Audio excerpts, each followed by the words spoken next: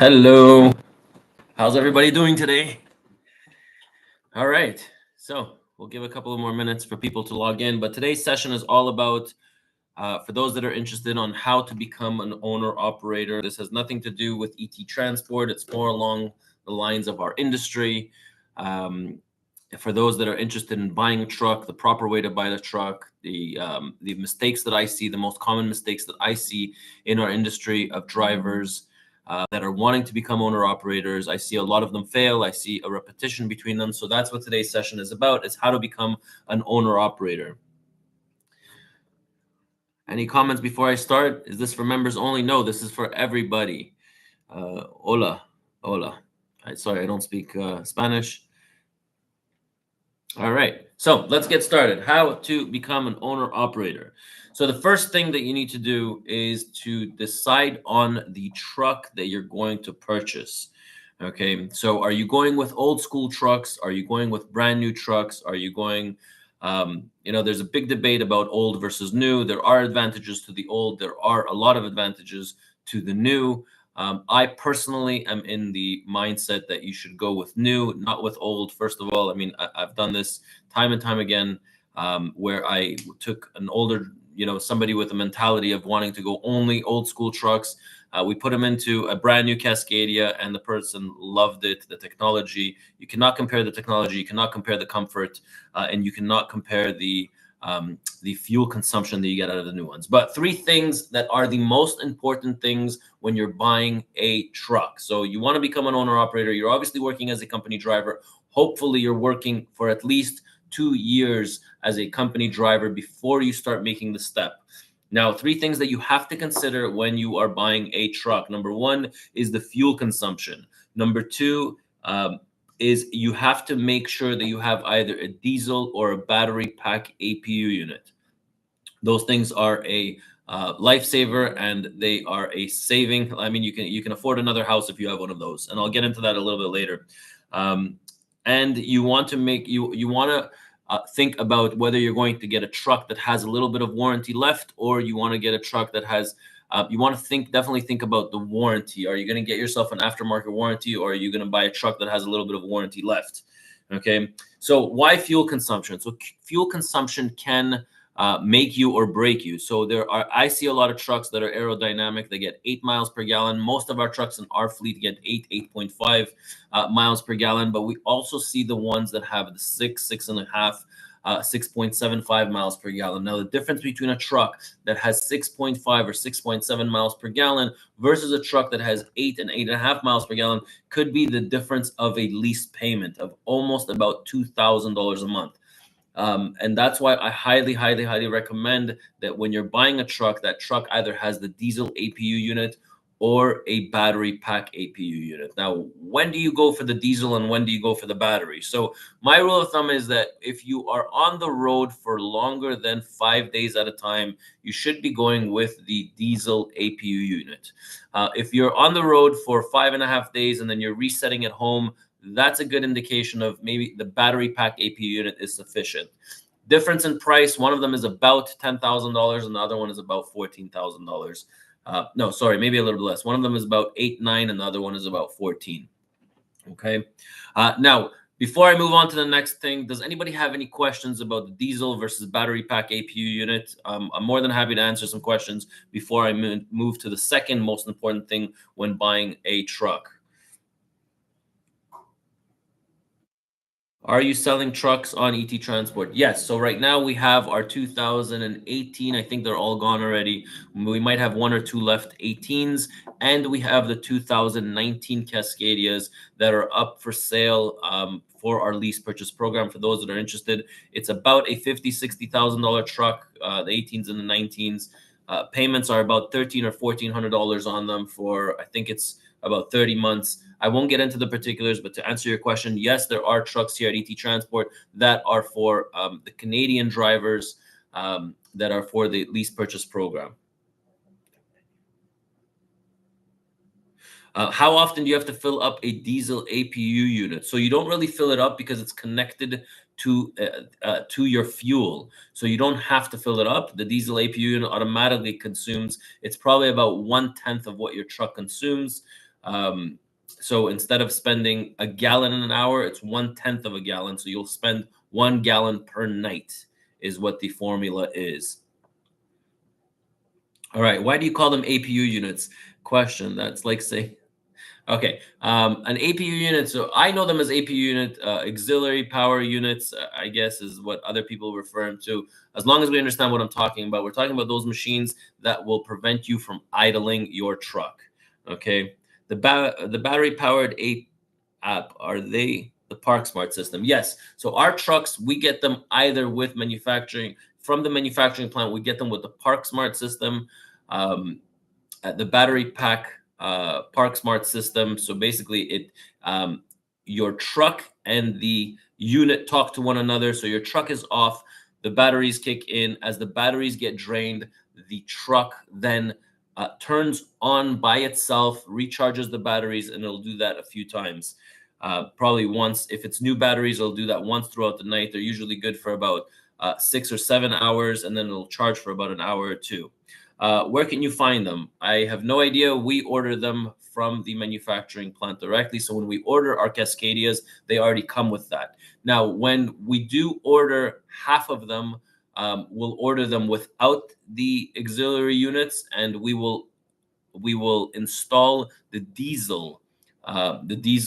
carriers or the Thermo Kings. Recently, right now in 2024, was the first time that we tried the carrier units. We've been 100% on Thermo King. Now we wanted to give a try to the carrier units. I'll definitely have some feedback for it in about 6 months on how it's doing. Um, What lasts longer as for repair goes? So for the repair units, we find that after year 3, that heating component goes off on the battery pack APU units. Um, and the diesel ones, we don't really have.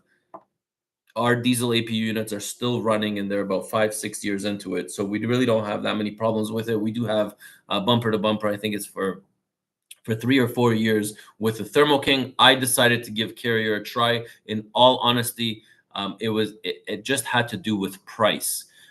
So I've been using Thermo King forever, and recently, especially now with the way the market is going, you really got to, when you're buying 10, 15 of these units, if you are saving $2,000 per unit, multiply that by 15 units, well, that's $30,000, and that's why I decided to go with the Carrier over the Thermo King. I do not have any issues with the Thermo King.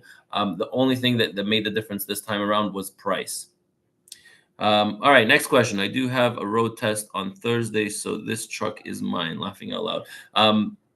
Sorry, Fabrice, you have a road test with our company on Thursday? All right, next comment. Yeah, I know. I'm just picking on you. I freaking love you. Seriously. Oh, this was the same comment about why do I call them APU units. All right. Hello. What do you recommend, reefer or dry van? So, the national average right now for dry vans is $2 per mile, is based on the last time that I did this last week when I checked it. Currently, the national average for the reefer unit is $2.45 per mile. So it is the busy season right now for the reefers. I don't think that you can go wrong with a reefer, and I also think that you can't go wrong with a dry van. What I do know is that the rates at $1.43, $1.45. If you are doing 10, 11,000 miles, that's the difference of grossing $25,000 versus grossing $20,000, and that is a big difference. Yes, the reefer is a lot more expensive, but I feel like you can probably make a little bit more money in the reefer division versus in the van. There are more headaches that come with it for sure. I mean, the reefer is a lot more expensive. You have your reefer fuel that you're constantly putting in. You have a whole nother engine to worry about. So that headache is, can get annoying because now you have your truck and now you have the reefer. But if you ask me which one is more profitable right now from what I see when the freight rates are so low, the reefer division is more profitable than the van division, but that can change very quickly. Okay. As you're saying, price, you're paying for what you get. I've personally had nothing but issues with my Carrier. I do like that it has sure power. Okay, I don't know what that is, but you're right. You do get what you pay for. But I was assured that the Carrier product was just as good as the Thermo King product. I'd like to try it out for myself to see how it is. Again, I just did a test only for my 2024 units. Question for Ronan. Hello, Ronan. From the road in Texas. Hope you're doing well. I have two things to ask you. When should I open my corporation before signing on that for that lease operator with ET? When should you open a corporation? So you really want to open that corporation right before. It's actually one of my things to talk about. Right before you are thinking of becoming an owner operator. Okay. So when you have a lease agreement, you want that lease agreement on your corporation. All right. Now you want to. I know in the U.S. there's different types of corporations. You really want that corporation that you're able to carry forward your losses. All right. So sometimes, I mean, in trucking, obviously we have the pluses, we have the minuses. Sometimes you have great times where you're really able to make a ton of money, and then there's other times, just like right now, where the economy is struggling, and we are, our rate per mile has fallen significantly. So when you're working in all of 2024, you really want to know that if you do come out at a loss, that you're able to carry forward that loss. Because if you're making minus $25,000 in 1 year, and then you're making $75,000 the second year, you don't want to pay taxes on the 75. You want the 75 minus the 25, and you'll only pay taxes on the 50. All right. So I'm not an accounting expert. I just giving you my opinion based on what we do and what I see out there based on the owner operators that come and work for us. So that is really when you should open up that corporation. You should really open up that corporation before you're signing or buying that truck. Whether you're doing a lease purchase program or if you're buying it at a dealership, it's the same rules that apply. You should be opening up your own corporation. Now, remember, when you are putting your down payment, this is very important. Down payments for a truck. All right. That down payment has to go into your corporation, and then the corporation makes the payment. Why? Because then you're able to withdraw tax-free that down payment at a later date. So anything that you're investing in that corporation is your money, and it goes in as a shareholder's advance. And when you are withdrawing money, you can withdraw and pay yourself back tax-free. All right. How does one go about ordering directly from Freightliner factory? Do they have a minimum order? Okay, so our orders, we use a dealership, and from that dealership, we order every year. We'll place an order of 20, 25, 30 power units for the year. So I don't think that you can order directly from Freightliner. I think you have to use a local dealership. We like to use a local dealership also when we have problems. We know that our dealership is there for us. Anything under warranty is covered. They don't give us a hassle. They don't give us problems. Usually, when you have a good relationship with your dealership, they'll accept your trucks a little bit. You don't have to wait the 7 to 10 days to get an appointment. They'll squeeze you in, especially if it's a last minute thing, or you'll pick up the phone to your sales rep. Hey, can you help me out? I have a truck in your yard. I really need you guys to diagnose them. All right. I will have completed my 90 days as of the 25th of June. Can you or someone contact me directly to discuss entering the lease program owning at ET driver unit number 684? Yes. Okay, so unit number 684, if you're in our fleet and you're working as a company driver and you've passed your 90 days, you are eligible for the lease purchase program. Our lease purchase program here is completely different than the ones in the US. Again, one of the reasons why I came into the U.S. market was because I saw what was happening to the drivers in the U.S. and how trucking companies take advantage of the lease purchase program in the U.S. A lot of it is very much built like a rental. It's built around the driver never owning their own asset, and we wanted to come in there and do things a little bit differently, just like we do here in Canada. A lease purchase program, you're able to contact me or send me an email, and I will help you out if you're here in our company for more than 90 days. Okay. All right. Terrell, what repairs should we look for when buying a truck? So a lot of it depends if you're buying used or if you're buying new. If you're buying new, I personally do not have any issues with my Cascadias. It might have something to do with the fact that we don't idle our trucks. I find that a lot of the problems we had back in 2016 and 15, all those sensor problems that we used to have, all the EGR valves, EGR coolers, a lot of those problems stem from the fact that people are idling the trucks. So we don't have any of those problems. We don't idle our trucks, and there's direct correlation between how much money you're going to spend on repairs and maintenance versus if you don't idle those trucks, you'll spend a lot less money on repairs and maintenance. Not just that, plus your truck is worth a lot more at the end of the 4 or 5 years. I mean, a truck that has 3,000 engine hours versus a truck that has 4,500 engine hours, that is a big difference for a buyer. And I make sure that when we're selling our trucks, I definitely point that out to the buyers. All right, so we're not going to talk too much. There's another comment here about hating the APU units, the carrier. We're not going to talk too much about those APU units because the reason for this session is, sorry guys, my phone is going off. I thought it was on do not disturb, but apparently it's not.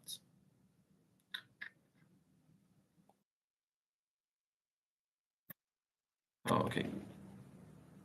All right, let's continue with the comments. Ronan, I make $1.60 week net for LTL. I have 36,000 cash liquid and 40 in crypto. Should I be looking for a cash truck right now? Um, I mean, there are some really good deals right now. If you have your $36,000 cash, I would definitely buy a truck around. You can get some really, really, really good deals on 3-year-old trucks right now. Unbelievable deals. Sometimes even 2-year-old trucks. I saw it last week. I did a video on auction results from 2000 from the first week of June, and I saw a couple of trucks there, 2-year-old trucks that people picked up for about $75,000, $85,000. Honestly, you can get a steal right now on a 2, 3-year-old truck. For sure, you can pick it up for about $80,000 or $90,000. That's what I would, if I was buying a truck. If I was in your situation where you have $36,000 in cash, I'd probably buy an $80,000 truck, 2-year-old. I would make sure. I would probably spread the payments over about 2 years. Finance companies love to stretch people out just because that's where they make a lot of their money and a lot of their commission. I kind of like it the other way around. I kind of like it if you have your 36K cash, put it as a down payment, finance the other $40,000 or $45,000, spread it over 2 years, and get rid of those lease payments. The ones that are surviving right now, those owner operators, are the ones that have no payments on their trucks. They're doing a lot better, and they can definitely withstand a recession like this when they don't have any payments. All right, so the proper financing, that's a huge one. I always tell people, guys, do not go with the finance company of the dealership. They are a money-making machine. The finance department is the most profitable room inside that dealership. So what I like to do is I definitely like to get third parties involved, at least to compare quotes. So I would go with the recommended finance company of the dealership, but usually a third party outbeats them by far.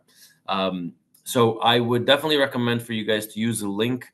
I've created a link. I've talked about this a lot in my videos, where if you do need financing, I'll put it here in the chat right now. If you guys do need financing, you could just fill it out. That form will go to multiple lenders. They're going to get in touch with you, and you can probably get the value for financing, or at least compare your financing rates. Now, very important, guys, amortization schedule is huge. All right, you really want to find out the amortization schedule, where you don't just see the payments, because a lot of these finance companies, they lie about the interest rate. They say 7.5, 8.5, or 9.5%. But when you actually do the reverse calculator, I've found many times that it's actually 12 and 15 and 18%. So after you have your financing and the truck, you really want to know, while you're going through the purchasing, you really want to know where you're plating that truck. And finding a good job, is probably one of the hardest things to do. You really need to consider, are you going to work for per mile, or are you going to work under a gross commission system? What do I recommend is better? Well, obviously, in a downfall economy, I definitely recommend that a per mileage system, per mile system is better. You can really count how much money you're going to make. It's a lot more stable. You're bringing the same money home every 15 days. You drive your 7,000 miles every 6,000 miles every 15 days, and you're going to have a really good paycheck for yourself.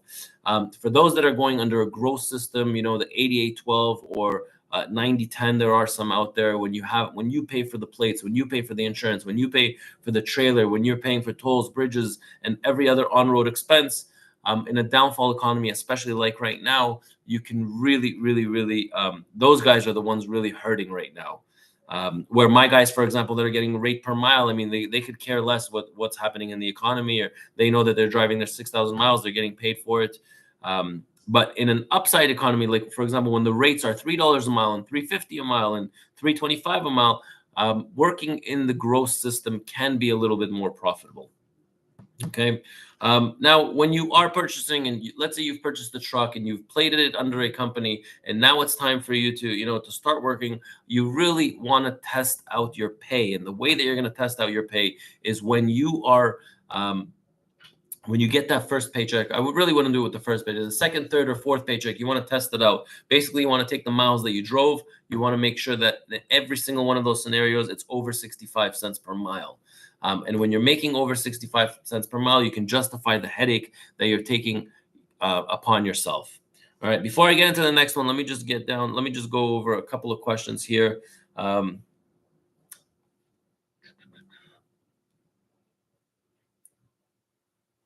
right. What are the good auctions for trucks in Ontario? I mean, I only know of the Ritchie Brothers auctions. It's probably the only one that I would feel comfortable buying a truck from. There's a ton of equipment on Facebook Marketplace. That's where we sell our equipment. You really want one of the things that I would recommend is for people to purchase, if you are buying, that you buy an on-road truck and not a parked truck. I like to see on-road trucks because it is on-road trucks. I mean, you know that they're going through scales, you know that they don't have the problem, and I would feel more comfortable buying a truck that is on the road versus one that is parked for 3, 4, 5 months, and you really never know how long that truck has been parked. Also, the Ritchie Brothers auction is great, but the companies that are going out of business or companies that are bringing their trucks to that auction, they're really not probably taking care of the truck the way that they should be. So that's why I would probably be a little bit hesitant. I like more on-road trucks. That would be my first place to go and buy a truck. Hello, sir. I want to start the dispatch work. Please guide me on how I could start the dispatch steps. Okay, so the dispatch course, I mean, we have a dispatch course that we have under the YouTube platform. So if you're interested in taking this course, you're more than welcome to join, and you need to get yourself the dispatch. What is it called? It's called the dispatch. There's 3 levels of memberships here. There's the mentee program and then the dispatch course. So what you want to do is you want to take the course. It's 9 modules. It's 9 hours long. And then once you're done taking that course, you probably want to downgrade your membership to the mentee program. Okay. And why the mentee? Because once you're done the course, doing a course is one thing, but you kind of need guidance on whatever it is that you're doing. If you're an entrepreneur or if you are an owner operator that wants to dispatch themselves, you really need guidance on what to do once you're done the dispatch course. That's really what I found, and we have that to offer. You don't have to take it at with ET Transport, with our course that we have. You're more than welcome to find yourself a dispatch course anywhere, but find yourself a good one. All right, next comment. Never owned a truck, but when insurance calculates insurance rates for a truck, it is similar to how they calculate for a, isn't it? Okay. From what I understand here, never owned a truck, but when an insurance calculates insurance rates for a truck, is it similar to how they calculate for a car? No, so it's completely different on a car and trucks. So they're going to take your experience, insurance these days. A good insurance company for a new entrant in Canada or in the US is going to cost you about $2,000 a month, sometimes even more, 23, 24, depending on how clean your record is. So $24,000 as an annual premium is what you should expect. If you have a good record, is what you can expect to have for the insurance rates for trucks. Next week you'll have in the truckingacademy.us. Let me just post it here. So one of the things that I'm doing right now is anything that I run into let me just put this over here. I'm going to share a link with you guys. One of the things that I am doing right now is I am all the documents that I'm using right now, I'm posting it on this website called truckingacademy.us. And the reason that I'm doing that is it's very hard to get documents these days or to stumble upon the right documents. So what I'm doing right now is basically any document that I need or that I'm using, that I'm just putting it in a PDF and posting it up on this website, just so you guys can all have access whenever you're referring to documents or whenever you need a certain document. So obviously this library is going to get bigger and bigger and bigger over the course of the next, few years. And it'll be subdivided between HR, between safety, between dispatch. There's a lot of there's a lot of categories there that we're going to put. So back to the insurance company, the insurance question. So if you are looking for an insurance broker, I am. It should be live by tonight or tomorrow. If you are going to need an insurance broker, there is a form there that you are able to download, and it'll give you the 5 brokers that I've used in the US and the 2 brokers that I've used in Canada. I highly recommend any one of those guys. I've filtered through them. I've used one of them, and I've used both companies in Canada. So if you need a reliable insurance company, you're more than welcome to use that. Okay. All right. Next question.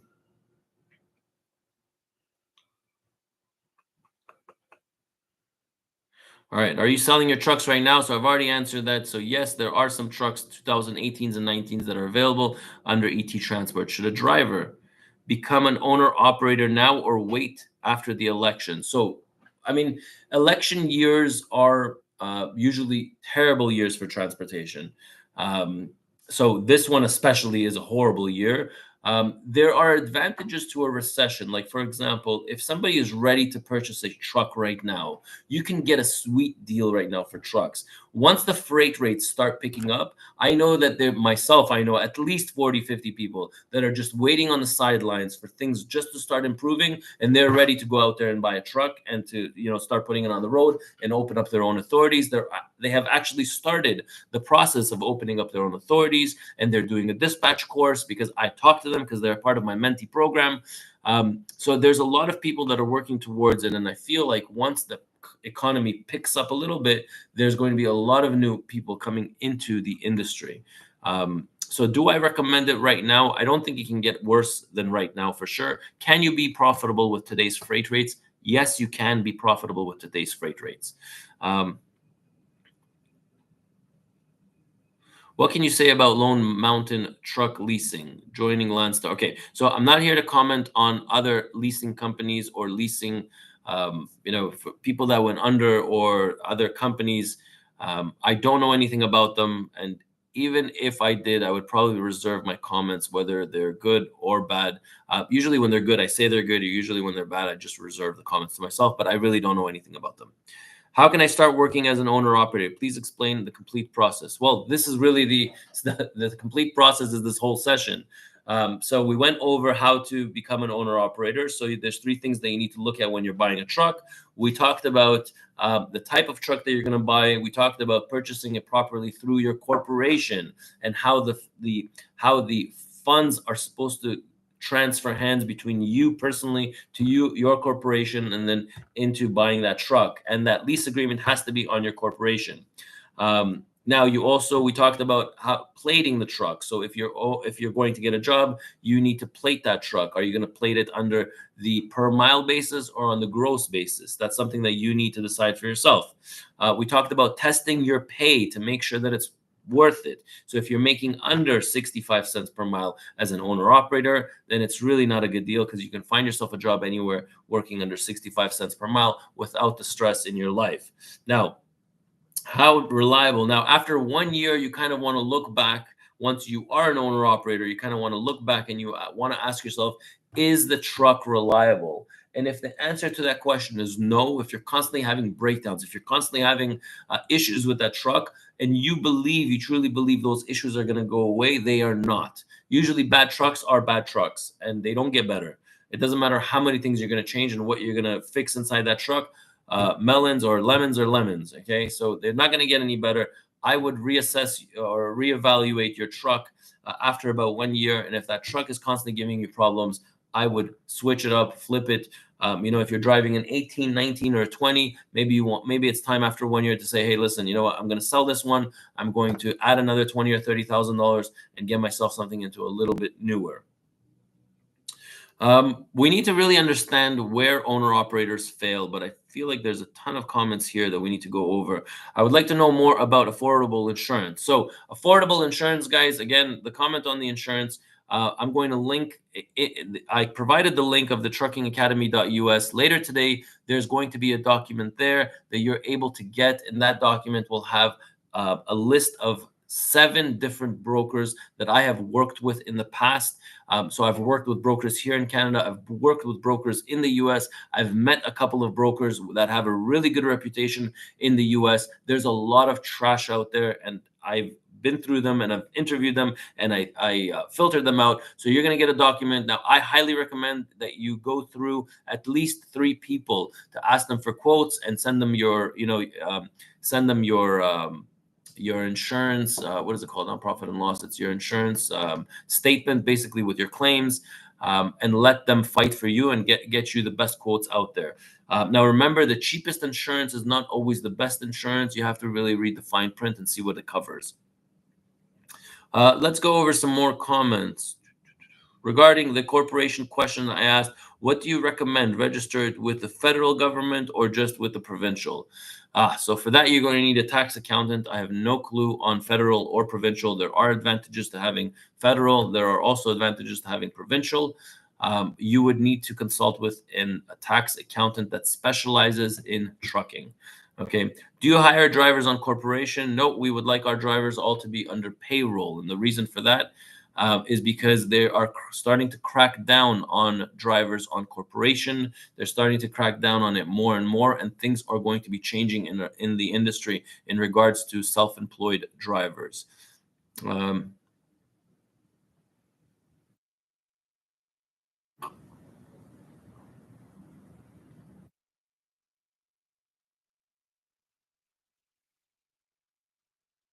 All right. What rate package per mile should we expect for a new owner operator from companies in Canada? Okay, so I feel like there's a lot of Canadian questions over here. What rate package? So the rate package right now that I see, the companies that are down east, they're probably $1.38, $1.40, $1.42, plus they have the fuel surcharge. We here at ET Transport, they pay $1.55 per mile, and then you get a fuel surcharge of another, 15 or 14 cents. I can't remember. I haven't done recruiting in our company for a while, but you really need to take that, whole rate per mile, and you need to see what your expenses per mile and what is your break even point, and then you can kind of count on how much money you're going to make. Hey Ronan, can I join ET from London, Ontario? So we recruit from all over Ontario. We recruit from New Brunswick, Nova Scotia, but you would have to meet our criteria. So right now our criteria is minimum 3 years of experience here in Ontario. All right, next. Hello, sir. How to efficiently urge carriers to work with us, because DAT app already has a function to book load directly. So I don't know how to convince people to work with you. If you are a new owner operator, all right, sometimes what you want to do is you want to work with a company first before you go solo 100%. I just did a video, I think I released it over the weekend, on my difficulties and my challenges that I had when I opened up a trucking company in the US. And one of them is that a lot of the brokers, they do not want to work with you. How to work around that? You really need to be convincing. You really need to talk to people and ask them to work with you. They're going to ask you most likely for pictures for your trucks. There's a lot of double brokering happening right now, and there's a lot of fraud happening. And usually that fraud happens probably within the first year of a new entrant. So people open up fake MCs, people are buying MCs. There's a lot of fraud happening. And that's why brokers have taken the stance, like, okay, especially now in a downfalling economy where they post one load and they have, 30 people that are calling them, that they're like, okay, we don't want to work with anybody that new into the industry. So you kind of want to partner up with other, with dispatch, not a dispatch service, but usually a carrier that's going to be able to book loads on their behalf, where you do, let's say, your MC number and your insurance, but it's there under their umbrella, or maybe their MC and your insurance. So you have your insurance already. Do you hire out of Edmonton, Alberta? So Edmonton, Alberta, we have a couple of drivers from Edmonton. Do we hire from there? I guess the simple question, the answer is it depends. It depends on your situation and how frequently you need to be home. I'll move on to the next one. Sorry, when and where you putting the insurance documents? The insurance document is going to be on a website called, I'm just linking it right now. Okay, so if you see, I just put a link in the comments below, and this is where you're going to be able to find that document on the insurance brokers. All right. Uh, Sir, from where can I get dispatch course? You can get the dispatch course on our YouTube channel. Okay. If you give me 1 second, I will share the link with you also.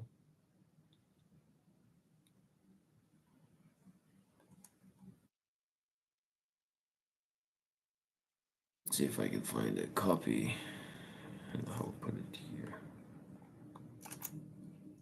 All right. So I just put the link below on how you can sign up to the dispatch course. All right. Ronan, I love you. Thank you so much, Tony. What is a good dollar amount to set aside monthly for maintenance?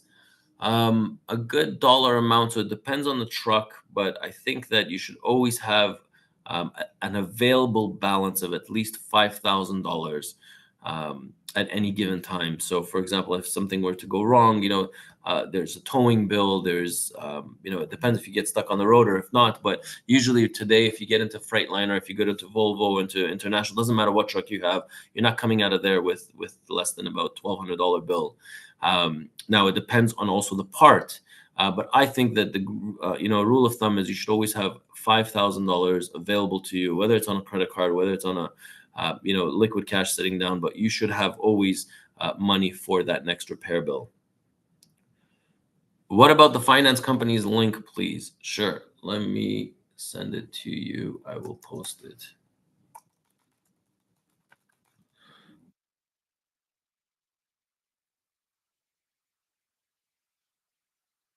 I will send you right now the finance company's link.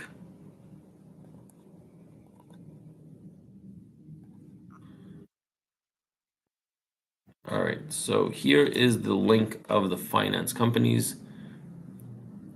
If you want, I could just explain to you how it works. Here is the link for the finance company. All right. If you scroll down, all right, there's a form here, compete for my commercial finance loan. Okay. So if you need a truck, if you need commercial equipment financing, just fill out your name, your last name, your phone number, your email, the country where you reside, the equipment that you're looking for, whether it's a truck, trailer, or other. And then approximately your credit rating, because it would go to different. I mean, if you have excellent, then it would go to one or two companies. If you press good, then it would go to a different company. And then you hit submit. And then it'll go to some of these finance companies that are here. If you want to play around with this link that I sent, you can play around with it. All you have to do is, let's say you want to finance $120,000 and the interest is 9% for 48 months. You press calculate and it'll populate this. So this is a free tool that I've created for everybody so you guys can use. And then um, if you need the equipment financing, then you just fill out the form that's below and it'll directly go to those lenders. Okay. So I will stop sharing. Any predictions on the market getting better in 2024 or 2005? Well, we definitely want these elections to, election years are bad years. So we want that out of the way. And then I have a feeling that 2025 will be a much better year than 2024. The first 6 months, I mean, January, Q1 and Q2 are horrible years. June is kind of um, a little bit is stabling off a little bit. But I feel like it's going to get maybe even a little bit worse, or we still see a huge push right now. A lot of closures and bankruptcies are happening because of the cash flows that people don't have enough cash flow, so they're going under, and their equipment has yet to reach the auctions and is yet to be for the public to buy yet. So there's a lot of equipment still that has not yet hit the market. Okay. It's hard to replenish my maintenance account. Okay, so next comment. It's hard to replenish my maintenance account like I used to in this market. When do you see the light at the end of this tunnel? Um, so you're right 100% that the freight rates are so low right now that you can't even put money aside for the repairs. You can't even put money aside for anything. You're barely making ends meet. And I hear you. sometimes I see that, the guys are coming out of it by doing shorter routes, and those shorter routes, they pay a little bit more. The rate per mile is a little bit more. That's how you can start doing it. Other people are starting to get into LTL because that's a little bit more profitable. You really need to be creative with what you're doing. If you're just doing those full loads back and forth, yeah, you're gonna have a harder time. All right, sir. Dispatch course link is not opening. I don't know, Chand. I don't know how to help you.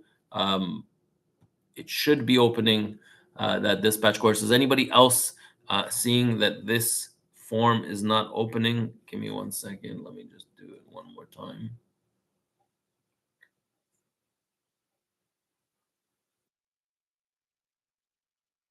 All right. Is anybody having success? All right. Can somebody click that link below and just let me know that it's working for them? Sir, dispatch course is not opening. Okay. My recommendation anywhere between 15 to 25% held in escrow. I know right now it's hard for a lot of drivers, but nonetheless, 10%. Nothing less than, okay. All right. Kenny. As a current owner operator, I'd like to buy a second truck and put a driver in it. Okay. However, most of the money comes from doing very short hauls, anywhere 25 to 75 miles from around 500. Okay. So for those of you that are trying to buy a second truck right now, that I definitely do not recommend at this moment. If you want to become an owner operator for yourself, then it's never a bad time to become an owner operator, even with freight rates being this low. Do I recommend buying a second truck and being dependent on another driver? Absolutely not, because most of small fleets, or an owner operator that has two or three trucks, their biggest complaint that they have is that they cannot find a driver. That's really the biggest problem. Now, when you can't find a driver, you're still paying for the insurance, for the plates, and for the truck, for the trailer. I mean, those are heavy, heavy expenses every single month to take upon yourself, and to be dependent on somebody else. That is I would definitely not recommend that. I'm specializing and I'm still doing okay. It worked for me. Hello. Okay. I just, by the way, people are saying that they can open the link, so that the link does work. Okay, that I posted. Um, Right. So, I mean, we just to recap, I mean, becoming an owner operator, I'm just going to recap for those of you that are interested in being an owner operator. Number one, you need to decide on the truck. Okay. Now, when you're taking the truck into consideration, you have to talk about or think about the fuel consumption. Are you going with a diesel or a battery pack APU unit? Or are you getting any aftermarket warranty on it? Okay. Those are the three things that you have to think about when you're buying a truck. Now, after that, point number two is buying it properly on your corporation. Okay, so when you're buying the truck, you have to properly buy it on your corporation. The way that the flow of money goes is from your personal account into the business account into buying that truck, whether it's a lease, whether it is an lease purchase program, or if you're traditionally just buying a truck from a dealership. The flow of money is very important because that's the way you're going to take out money tax free. Now, financing, we talked about financing. You have to get a good finance company that's going to be competitive. Now, know where you are plating your truck. Okay, point number four, where you're plating your truck is very important. Are you going with the gross route, or are you going the per mile route?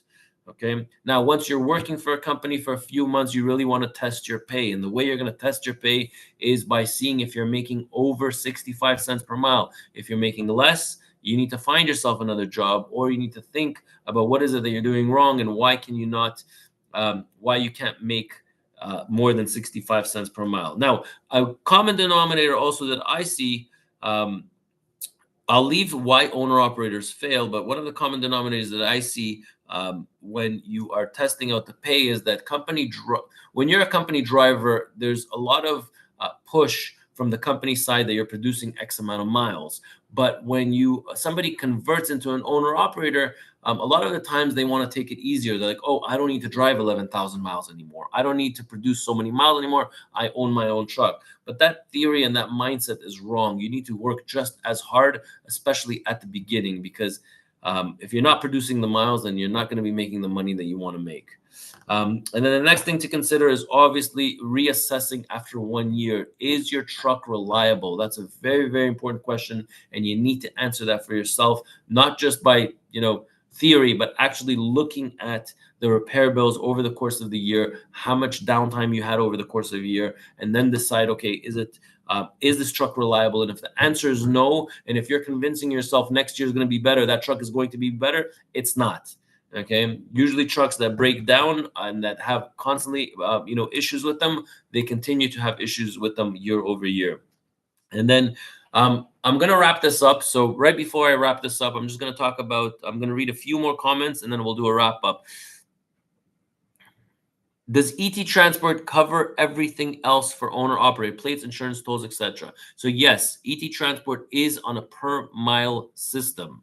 Okay, in Canada we offer per mile. In the US it's under gross. Okay, yes, we cover for the insurance, for the tolls, for the plates, for everything you can think of, all on road expenses. ET Transport covers. Next question, just a quick question. Would you rather me buy a 20K 2017 Pro Star with 600,000 miles and a Cummins engine, or stretch for a good deal on a 23 with a warranty? Okay, so the Pro Stars do not have a good reputation for them. I don't care if that truck was $10,000. You're getting yourself into a money pit. I like to go. I mean, think of. I like to go in the same stream that everybody else goes. There's a reason why all the big trucking companies they buy the Cascadias. Okay, they're very easy to fix. They don't have a lot of problems. You're in and out of the shop within, I don't know, almost any repair you can do within one day on those trucks. I would not go with, especially if it's your first time, you're going to curse the day that you bought that Pro Star. I would go with a Cascadia. Would I stretch myself for a Cascadia? If those are the only two options, absolutely, I would tell you to go with the 23 Cascadia. Fuel surcharge is an extra fee that trucking companies charge shippers to help cover the cost of diesel fuel, which can fluctuate frequently. Okay, so fuel surcharge, the way that works, trucking companies have a fuel surcharge graph, okay, for their owner operators. They also have, in a lot of the times, they have that same formula when they work directly with manufacturing companies. So when I close a deal for an entire year, we say, okay, this lane pays X, and then it's based on this graph of fuel. When trucking companies work with other brokers, the brokers, it's not that they're not paying it, it's just a flat fee. They're doing this lane for X amount of dollars. There is no fuel surcharge on top of that. Okay. So hopefully that answers the question on the fuel surcharge. Which top 3PL brokers you like and trust the most? It depends. As a new entrant, there are some that I like. Well, they will work with you. And then there are some that won't work with you right at the beginning. It'll take time. I don't want to mention any names here about which brokers that I like and that I use most. I think that you should be able to open as many accounts as you can with if you have a truck that's posted, let's say, for example, in Atlanta, there's going to be a ton of loads coming out of Atlanta, and you need to get yourself set up with a carrier. That's another document that I'm working on. So basically, it's a template on the carrier profile and all the paperwork that you need there. So make sure you save that link, the truckingacademy.us, because as I start producing them, I will post it up over there. Okay. What gross do you pay? So in the US, it's 75.25, and your insurance is included, and that trailer is included in your pay package. All right, 10-4, laughing aloud. Is it possible for an Indian driver to drive a truck in America? Yes. We've been hearing over and over about cracking down on incorporated drivers. So do you think this year is the year for it? I've been hearing about it for the last 7 years. I hope they start doing something about it. It'll level off the playing field for those that are doing things the right way. There's definitely a lot of bad apples that are doing things the wrong way, and there's absolutely nothing that has been done until today. So I really hope they crack down on it. I'm hopeful. I'm hopeful that they will. Okay. A lot of loads out of Dallas too. Okay. Ronan, let's wrap it up. Thank you. Spaceman, thank you for your comment. So yes, let's wrap it up. Okay. Where do people fail? All right. You guys came here because you wanted to hear about owner operators and how to become an owner operator. What I see how people fail. Three places where people fail all the time, and I see this over and over again from the hundreds of people that I consult, from the people that I talk to, from the 10,800 drivers that are part of my database right now. Where I see them fail. Number one is money management. People suck, okay, at money management. They might be really good drivers, they might produce a lot of miles, but they suck with money management, okay? And one of the things about becoming a successful owner operator is you need to manage your money properly. Number two, mileage production. All right, so mindset of a truck driver: I produce a lot of miles, I'm going to become an owner operator, I'm going to be able to chill and take it easy. That's where they fail also. Okay. So you cannot think that you're getting into an owner operator position because you're going to work a lot less and make a lot more money. It does not work like that. Okay. There's certain break even points, and that break even point for a long haul truck driver is probably 8,000 or 8,500 miles. And once you pass that 8,500 miles, that's when you start making money. So if you think that you're going to produce 9,000 or 9,500 miles and still make a lot of money, I would be the first one to burst your bubble. It's not going to happen. All right. The third thing is that owner operators jump into it. Where they fail is they jump into it a little bit too quickly. All right. Insufficient funds. So they don't have the backup of money. All right. You need to be ready for a rainy day. Those tires are not cheap. That first breakdown is not cheap. You can't jump into it a little bit. You can't jump into it too quick. You have to have some of your reserves. Now, one of the things that takes away from it is obviously a lease purchase program. But if you are going into becoming an owner operator, you need to have some reserves for yourself. All right. Otherwise, you're going to get into a jam. You're not going to be able to come out of it. Your credit card's already backed up. They're full. You took the step a little bit too soon. Okay. So those are the three places where I see with people failing. Number one, money management. Number two, the mindset of the mileage production, and number three is the insufficient funds. Now, if there's any comments on that, I will take those comments and then we will call it a day. All right, what do you think about Amazon Relay? I don't work with Amazon Relay, to tell you the truth. I don't like power only. I hate being at the mercy of other people. Meaning, if they don't have loads, what are you going to do with your truck? So, no, not for me. Does ET guarantee certain mileage of leasing from them? So, I mean, if you see any one of our truck drivers at the truck stop, you should maybe just approach a driver and ask them about their mileage production, ask them about the dispatch. I feel like that's the best way to get an honest answer from anybody. Stop the driver at the truck stop, talk to them, ask them about the routes, and you will get a straight answer from one of our drivers. I'm not sure if this is the place to ask, but also what is it with these brokers adding on a maximum detention time? I've seen, okay, so I don't work with brokers that add maximum detention time. If they put that in their contract, they could basically take their load back. I ain't doing it. I've seen more and more brokers putting in the contract the maximum of 5 to 6 hours. I wouldn't agree to that. So that's just us. Okay. BMH Transport LLC, agree with the money management being number one. Yes, thank you. You've got to be able to set back $10,000 to $15,000 and not even be worried about touching it. I agree with that. I really do. 10 to 15 is a good number to just have somewhere in the bank sitting around for a rainy day. I agree with that statement. Okay, ET phone home. Thank you. You are most very welcome. Good point. Okay, the miles are there if you're willing to run. Okay, so I think Straight Edge Trucker, that's one of our drivers. So I think he's commenting on the mileage. Do we have enough mileage here at AT Transport? The miles are there if you're willing to run. Can confirm. Okay, so there's your answer about mileage. But again, I think that it's better to catch somebody at the truck stop and talk to them. And our drivers, just like drivers are very open and they'll talk to you. They'll tell you the good, they'll tell you the bad, and take it as it is. Don't convince yourself or fool yourself otherwise. When you hear the good, there's always bad. There's never a perfect company out there. I won't get into my opinion about the electric. I think we're going to be here for another hour if I start talking about that. Do you work with owner operators with their own authority? Yes, we can work with owner operators with your own authority. We would have to make sure to, we'd get on a phone call. You're more than welcome to send an email to sponsorship@ettransport.ca. Let's go. I'll be in your office on Thursday. Okay, Fabrice will be in my office on Thursday. It will be nice to meet you if you're there and if you're available. So yeah, for sure. I mean, just ask the recruiters, to get a hold of me. I'll come in and say hi. What's ET service area, if possible, to say here? So our service areas are Canadian service areas and the US. We service the Midwest USA and the Southeast USA. So we're very big for the Canadian. We are very big on outbound loads going into North Carolina, South Carolina, Virginia, Georgia, Florida.